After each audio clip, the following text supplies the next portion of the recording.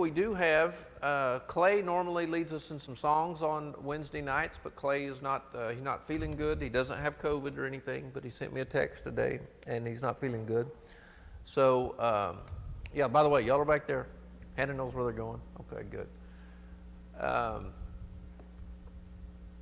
So anyway, we're not going to be having songs or anything tonight, but I do have a good lesson. Hopefully, you'll think it is. Our theme this year, you might remember way back in January before all this stuff hit. This is our theme for this year. We're talking about these 7 purposes of the church. This is really important stuff. One of the things I'm committed to as a preacher, I don't want to talk about fluffy stuff, or I don't want to talk about stuff that's issues, but really you can't find it in the Bible. Y'all probably noticed, I mean, I've got a pretty good length of time here now where you've noticed I'm not going to preach on something unless I can find a text for it. I'm not going to preach on my favorite pet peeve issues, just, things I've heard or whatever. I'm not going to preach on these side issues. I'm trying to preach on stuff that matters. This is what matters.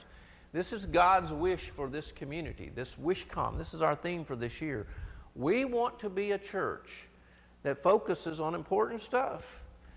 And the way you can know what is important, it's really simple. I have a pretty simple brain in a lot of ways. This is the way my brain works. I think this is right. And maybe somebody's come up with a better way of understanding. If you have, please let me know. Here's how I know what's important in the Bible. I read the Bible all the time. I read it cover to cover, minimum of once a year, and then, I do special studies, which I've already finished my Bible reading, read the whole thing all the way through by the end of June. And so now I'm doing special studies, deeper kind of stuff in other books. One thing you notice when you read the Bible a lot, here's how I know what's important. Did Moses talk about it? Did Jesus talk about it? Did Paul talk about it? Peter talk about it? Any of the apostles? Guess what? If they didn't, you know what that means? It doesn't matter. It's not important. They did talk about this. You go back to Moses' time. They talked about this in the Old Testament. You see Jesus talking about all these things. You see Paul. You see Peter, James, John. They all talk about these things. These are the things that really matter. These are the things that are really important. And we've already talked about several of those things, and we don't want to just say, okay, we're done with that. We want to continue to remember these things, what true worship looks like. I want to encourage everybody here on worship. This is one of my pet peeves, and I'm not talking about the style of worship. I think lots of different styles. There is no biblically approved style of worship. There are certain things God wants to happen. But the main thing I'm convinced that God wants to happen in worship is He wants us to worship. Do you know what I mean? He wants us, you've heard me say this probably, you can probably almost quote me. He doesn't want us to come to, just observe. He wants us to participate.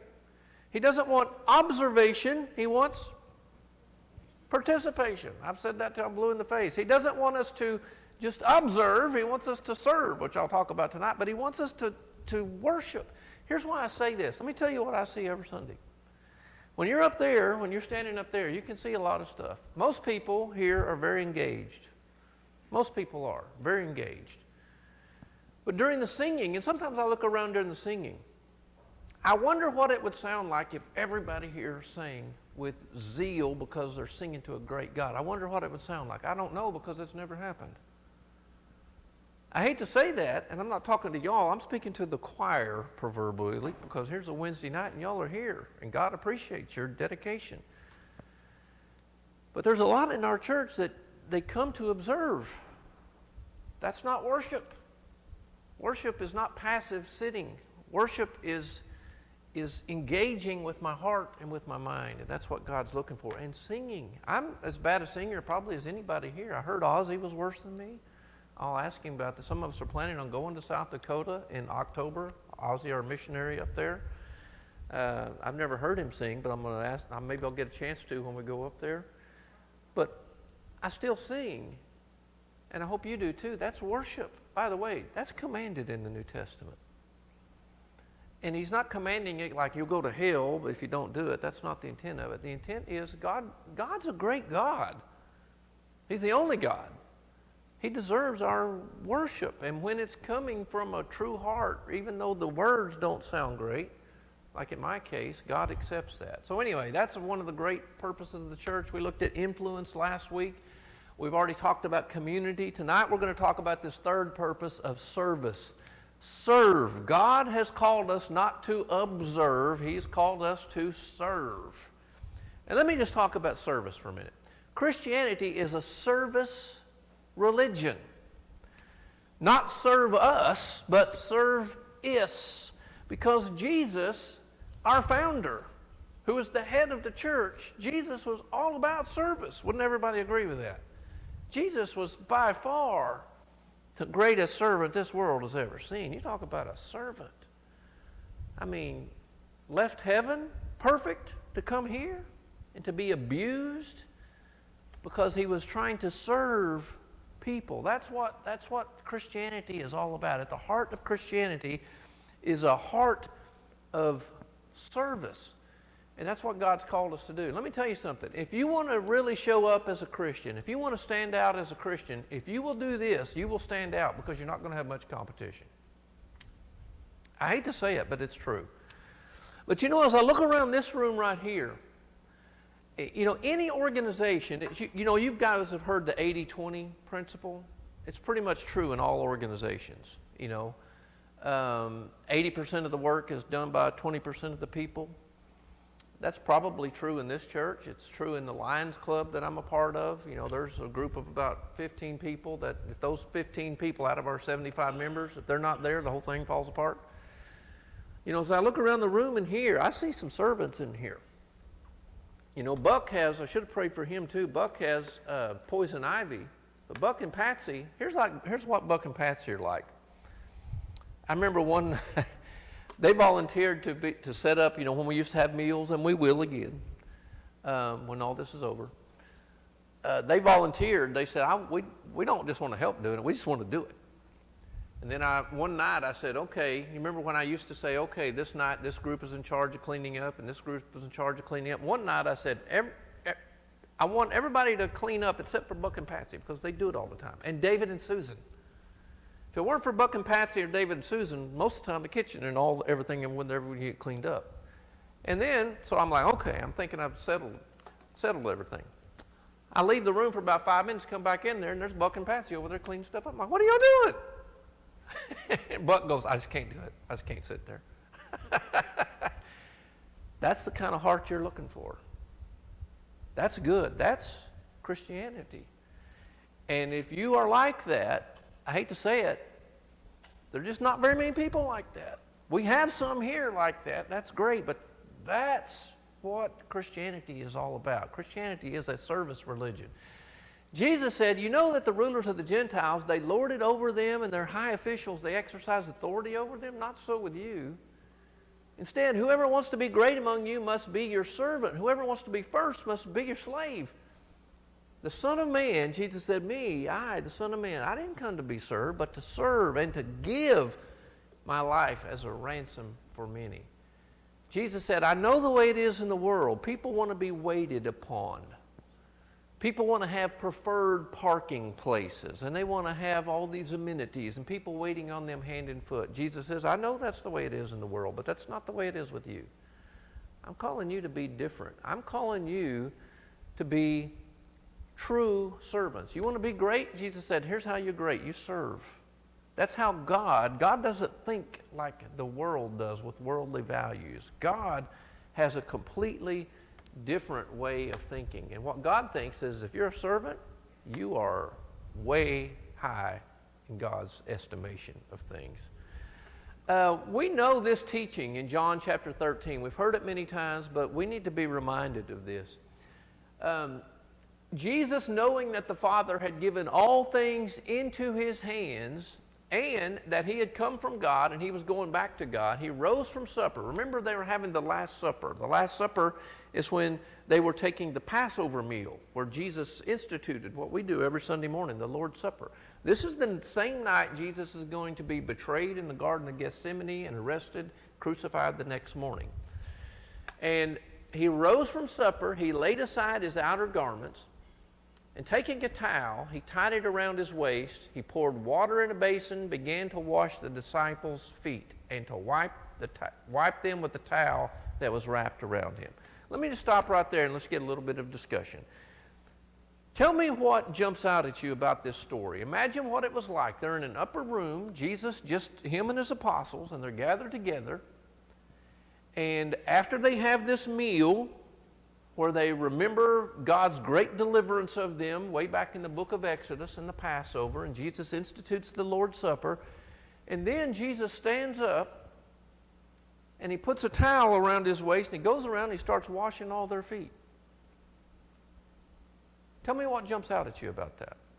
He hadn't, actually the guys that he's washing their feet hadn't got the understanding of who Christ is yet. They don't until he descends.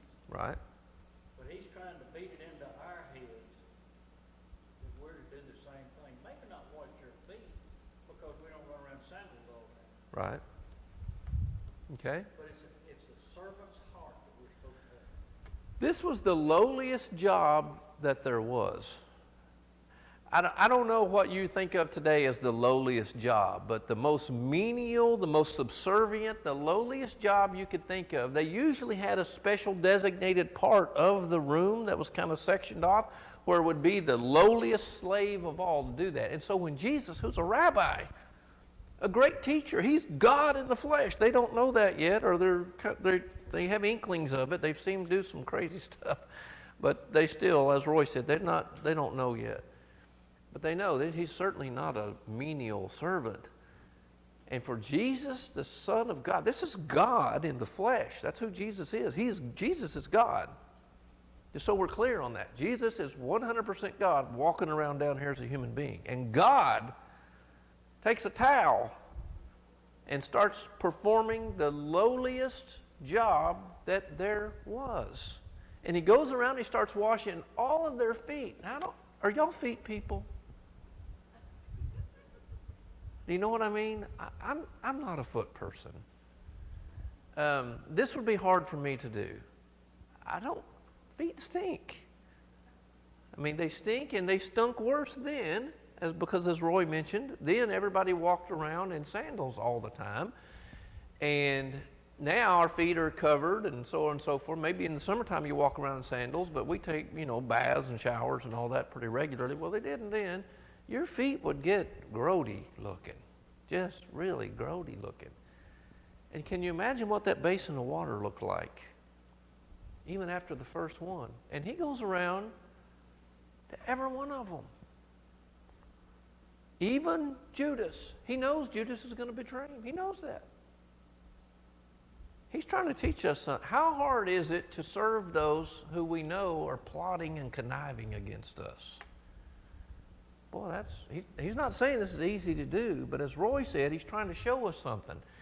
And he says, now that I, your Lord and teacher, I have washed your feet, you also should wash one another's feet. I've set you an example that you should do as I have done for you. And then look what he says.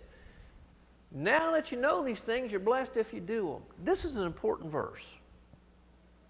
You're not blessed if you know it. He doesn't say, now that you know these things, you're blessed, that you know it. That's not what he said. You don't know it. You're not blessed if you know it. You're blessed if you do it. Everybody get that?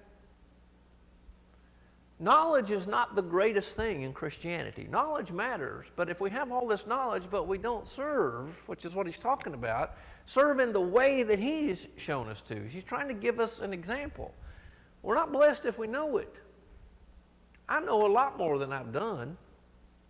I'm blessed if I do it, not just if I know it, and so are you. Mike, yes? do you tie something together with this and all the times that God signed Moses a job, signed Noah, signed all of these a job? How many of them arguably, I can't do this? We have this same thing right now, which has been pointed out. It's blessed if you do it. Yep. You're blessed if you do it, not just if you know it. Most of us in here right now, we know a lot more than we've done. Would y'all agree with that? Well, the blessing is in the doing, as Jesus said. And then this next verse, this is one of the most well-known verses in the New Testament, the one that I'm about to bring up in the same context. But you talk about one of the 7 fundamental purposes, and we're talking about serving tonight. This is a fundamental passage. This is a passage that really matters. A new command, this is in the same context, and when he's washing their feet. A new command I give you, love one another. As I have loved you, so you must love one another. By this everyone will know that you're my disciples, if you love one another.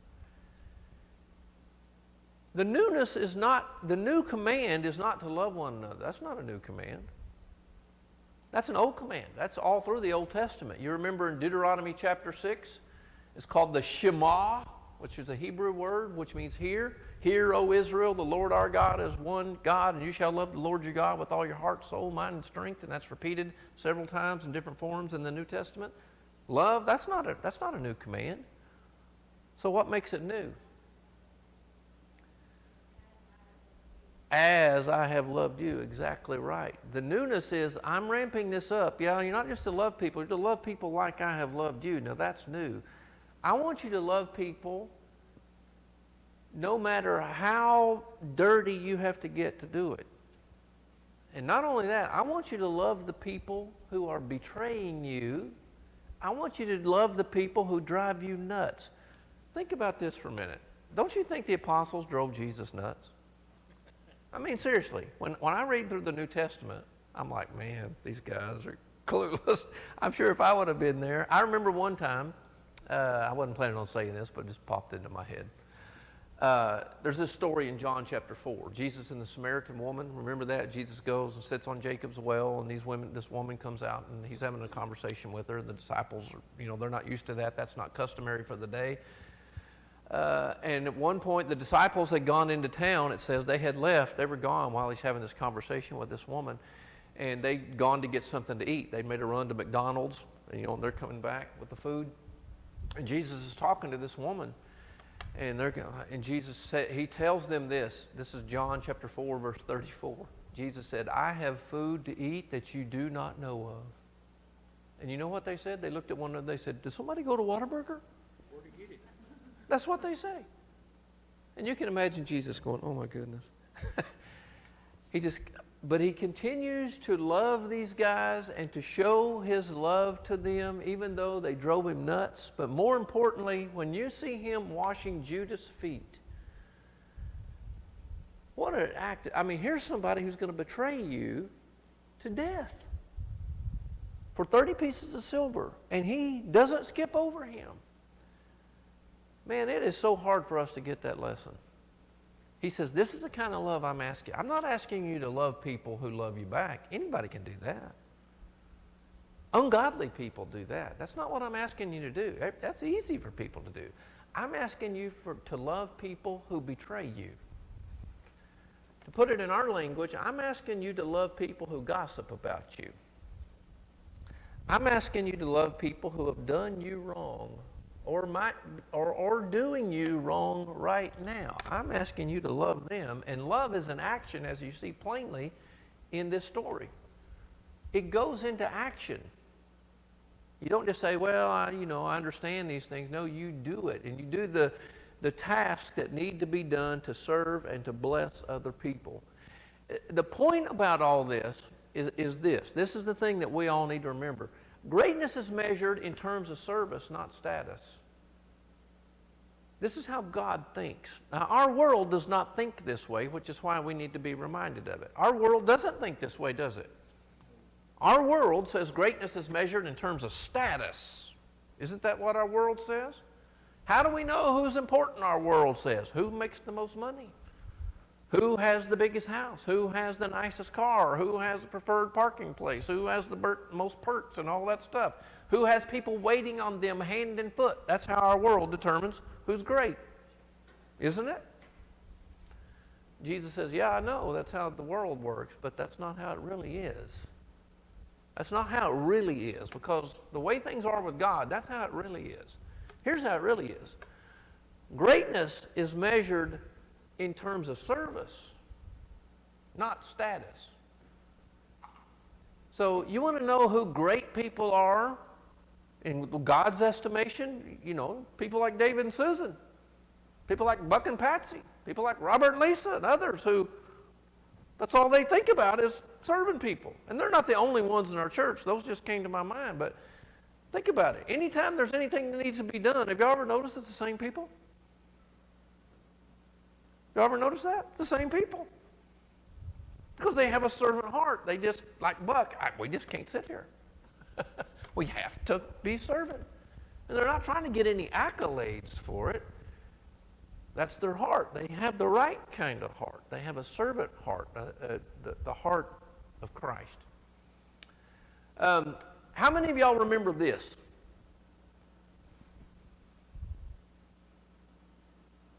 Okay, some of you weren't here then. We had a guest speaker, Chris Swinford, from the Sunset International Bible Institute. By the way, you know he's not at Sunset anymore, in case you don't know. He's a preacher in Wichita Falls now at a church there, took a job there. Still teaches some classes at Sunset, but he's a full-time preacher. Decided to get into real hard work. Good transition, but anyway. He was here on September the 8th of last year, 2019, and the best illustration I have ever seen or heard of service he talked about was this guy named Maxim in Donetsk, Ukraine. Chris Swinford has been a missionary and been all over the world. He was a missionary. He and his family were for several years, a long time ago, back in Donetsk, Ukraine. And I'm actually going to show you, David, thanks to David, he put this, I remembered this when I was studying, and I said, I want to show this clip. So I'm going to show you this illustration. He can say it a lot better than I can. And some of you will remember it, and it'll really make this come alive. This idea of serving, what a servant heart looks like, what God is looking for. And some of you weren't here then. This is a great illustration, best one I've ever seen on service. He's going to talk about right here what it was like when his family was first moving to the Ukraine and when they met this guy named Maxine. This is about a 16-minute long illustration he gives, but it's really, really good. So let's watch this together. After the bedpan. It has to do with the bedpan. You'll get it here in a minute. When we traveled to Ukraine, that was one of the hardest things I've ever done. And the reason was we had 8 trunks that all weighed 70 pounds, and my children were 9 and 11, and my 2 sons could not lift those trunks. I wouldn't have asked my wife to lift them because, after all, I am a Texan, so I was going to lift all the trunks. And I lifted those trunks and carried those trunks across the United States, and then across to London, England, and then to Kiev, Ukraine, and then loaded them up on a train and took them to Donetsk, Ukraine. Those trunks and I were now best friends, and my back was sore. We were tired. It took us 3 days to get there. We were all just completely pooped. We arrive in Donetsk, and a young man named Maxim comes in and he says, "Are you the teacher of America?" And I looked at him and said, "Well, yes, I am. The teacher of America has arrived." I was going to teach at the Ukrainsky Biblinsky Institute. That's Russian for Ukrainian Bible Institute. It's one of Sunset schools.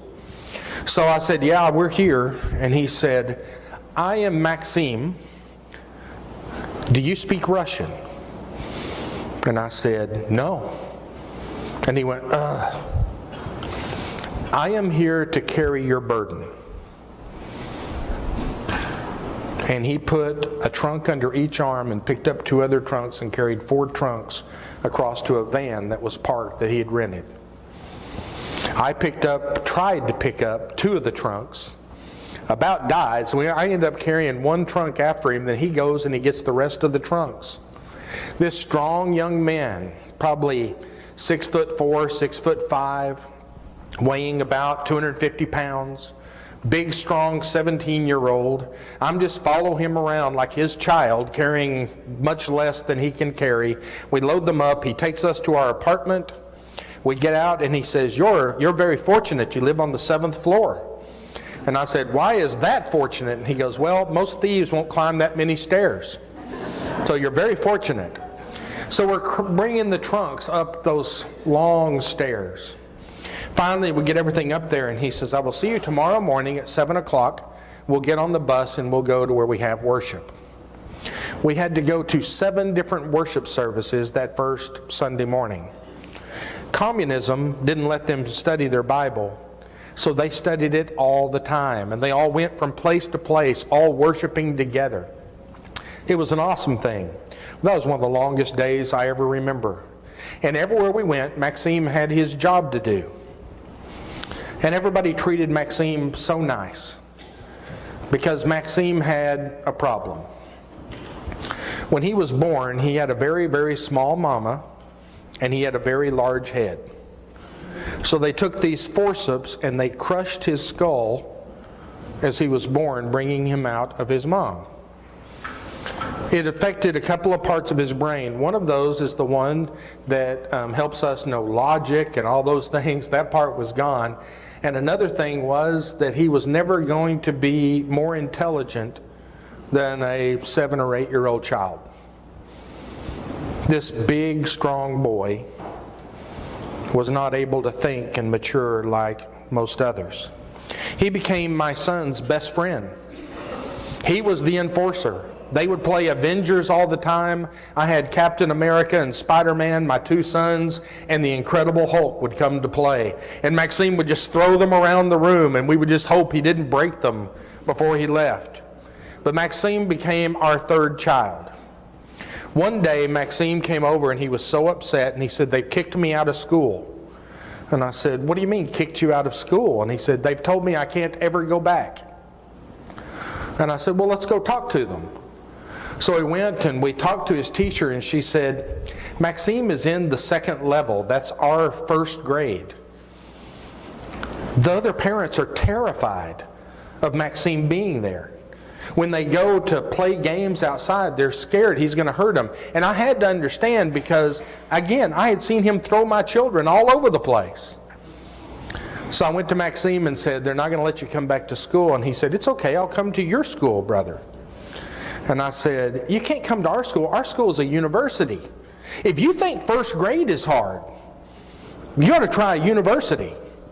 And he said, "So Jesus won't let me come to his school?" And I went, "Oh." And see, that's where Maxime was really pretty sharp.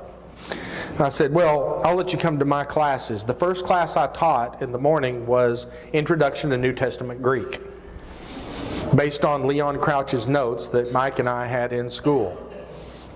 He did not stand a chance in a regular Bible class. Greek was going to kill him. My second class, the afternoon class, was exegesis, how to study the Bible, and hermeneutics, how to make the Bible apply to today's world. Well, he never had a clue what was going on the whole time he sat there.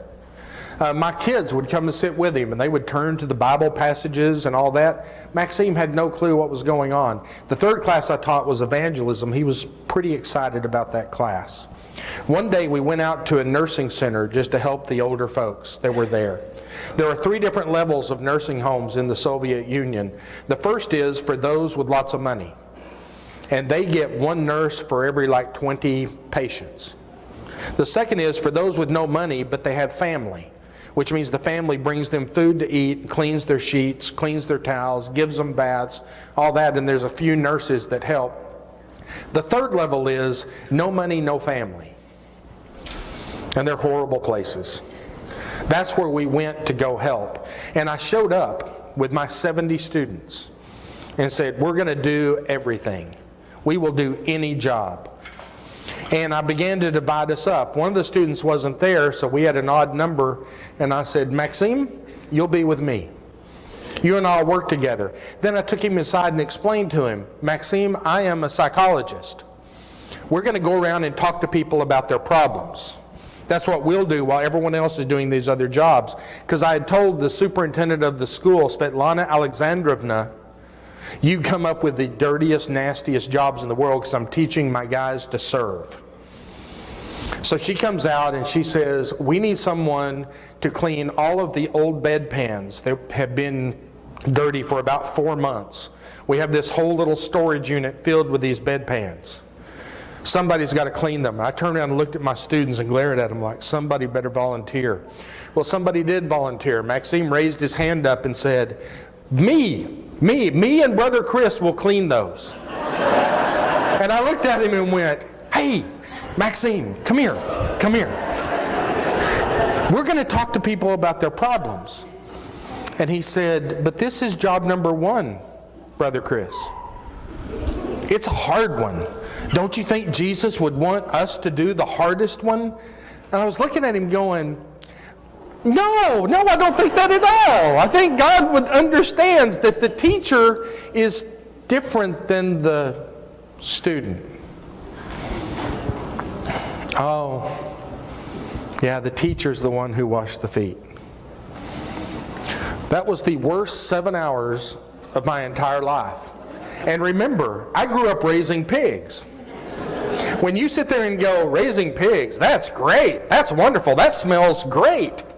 You know, what we were doing smelled really bad. When they opened up the door, all of these moths flew out. And it looked like the place was alive, and it was these maggots and things all over the place. And I walked in, and they gave us a little bucket, a scraper that was about 1 inch across, and a brush that was about twice as big as a toothbrush. And we looked in there, and there was about 600 old bedpans. And I looked at Maxime and said, I never should have let you come to school. But we cleaned them. And they were really clean. And I'll be honest with you, I did about 15% of the work. I spent most of my time gagging.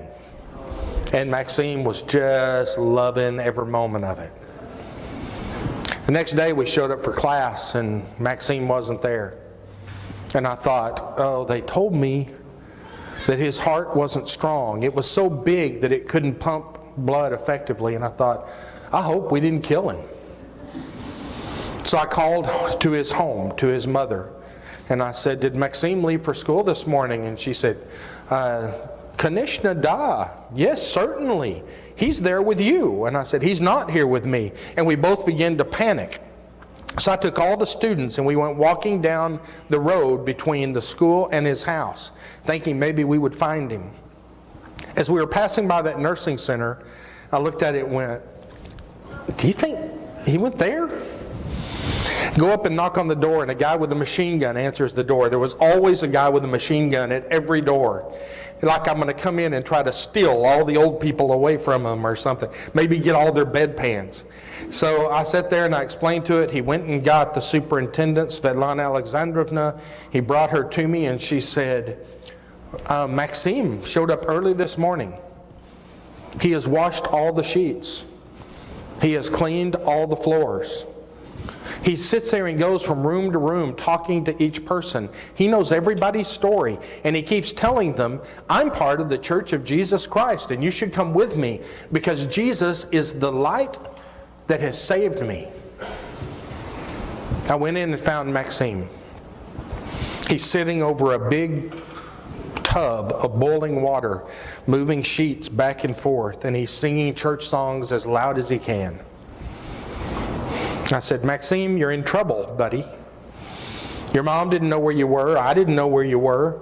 And he said, brother, I know you're a good teacher, but I don't understand a thing you talk about. Right now, some of you are empathizing with him. Oh boy, yeah, we know that feeling. He said, I don't understand what you're talking about, and I'm real frustrated. And I said, I'm sorry, Maxime. And he goes, but I know how to do this. I'll just do evangelism. I will come here and I will clean and I will talk to people about Jesus. I will do this. And for the next 3 months he did. Then they called the school and Svetlana Alexandrovna said, you need to come to our home. Something has happened to Maxime. I run.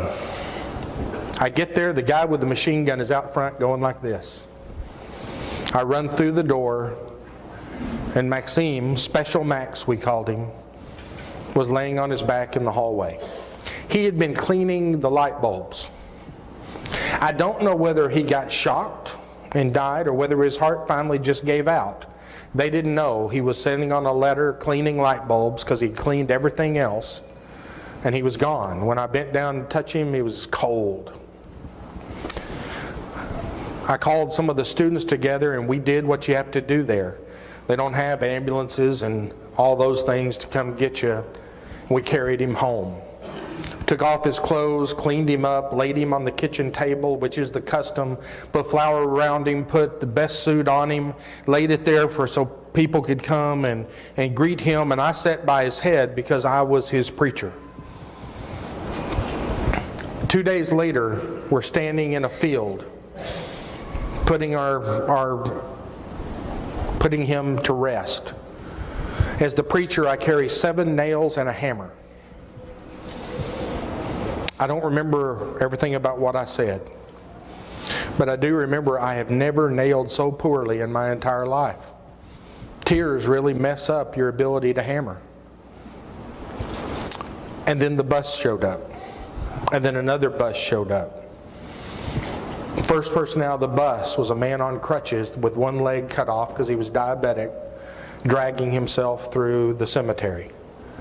The next one was a little old lady in a little rickety wheelchair coming down the way. The nursing home has shown up to the funeral. The little lady in the wheelchair was the first to get to me, and she said, "I want to join the Church of Maxime." And I said, "Well, there isn't a Church of Maxime. We are members of the Church of Jesus Christ. And I'd be happy to talk to you about that." This man comes up to me on crutches and he said, "Are you the priest?" And I said, "Well, not priest. I'm a preacher. There's no real good Russian word for that." And I'm trying to explain what I am. Finally I go, yeah, we're a kingdom of priests. I'm a priest.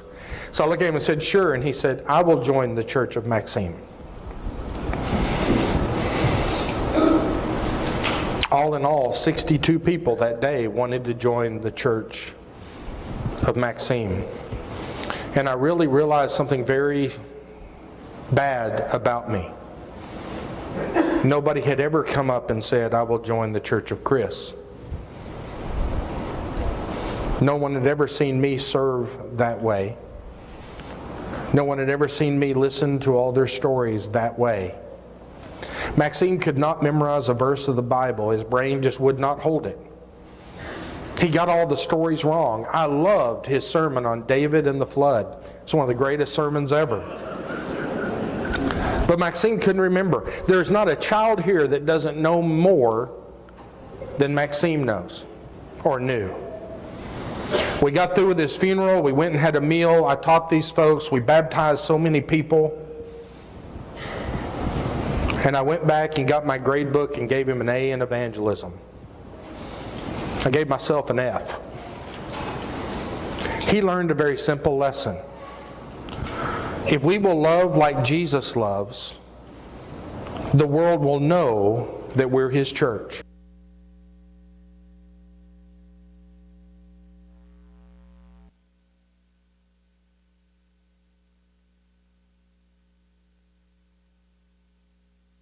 A good illustration. One of the things, Chris mentioned in there, he and I both went to Lubbock Christian at the same time. We were in the same Greek class. He's teaching from the notes of our Greek teacher that we had in 1983. This is an important point, though. What's going to convert the world is not knowing Greek. It's not who knows the most. And what keeps a lot of people from doing evangelism, in my conversations with people over the years, I've heard many people, I've heard some of you say, "I'm afraid I don't know enough. I don't know enough." Well, knowing scriptures and all that is really good, but as he mentioned here, and that's important, I'm not knocking that, by the way. But as he said here, Maxime, he couldn't quote a single scripture. He's teaching a sermon on David and the flood. 62 people were baptized in one day because of his influence, though, because of a servant heart. And a lot of times, we talk about and we wonder, what is it going to take to be able to reach people? I really think it's simple. I'm not saying it's simple to do. What he did takes a servant heart. I think it's simple in concept. I don't think it's anything new at all. It's something old that's been in Scripture all the time. Like Jesus. No telling how many people Jesus converted, because Jesus was the greatest servant of all. If we love people like that, You know, in those passages in John 13 that we were looking at earlier, embedded in one of those verses, verse 34 and 35, Jesus said, "By this all men will know that you are my disciples, if you have love for one another." And love shows up in service.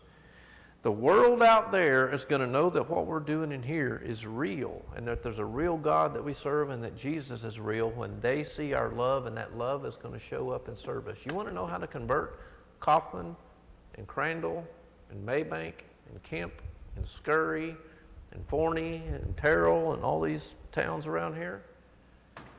That's how you do it.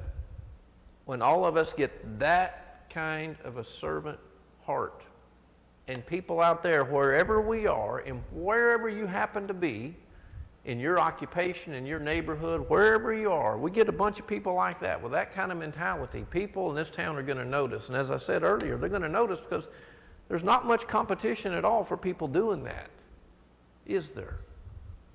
There's not much competition for people like Maxime or for anybody of a servant heart. There's just not much competition. You're going to stand out, and people will notice.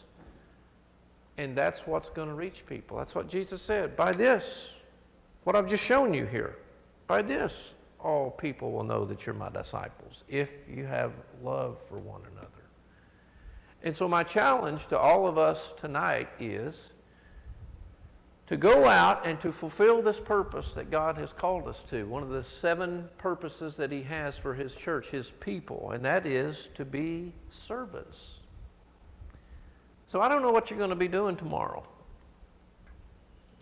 Some of you are, maybe your job is working at home right now, but there's still people you interact with. Some of you are, right now, you're in training for the upcoming school year. You're having in-service meetings with other teachers and administrators, and you're getting your classroom ready and your curriculum and, and all that other stuff. Some of you are doing that. Others have other jobs that you're doing. Others of you, maybe you're a stay-at-home mom, but all of us interact with people.